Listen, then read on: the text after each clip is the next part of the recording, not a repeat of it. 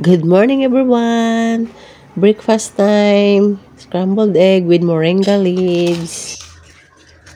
Kain tayo, guys. Breakfast. Healthy breakfast.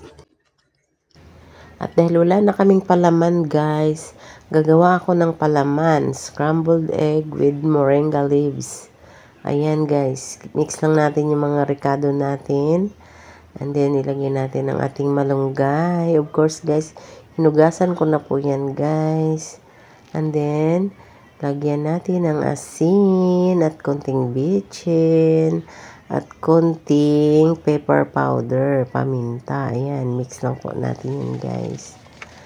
Ayan, and then, mag-init tayo ng mantika sa kawali at i-fried na natin yan, guys. Ilagay na natin sa kawali. Alam nyo ba, guys, ang aming malunggay sa gilid ng bahay ay kalbo na dahil sa kakagulay namin ng malunggay.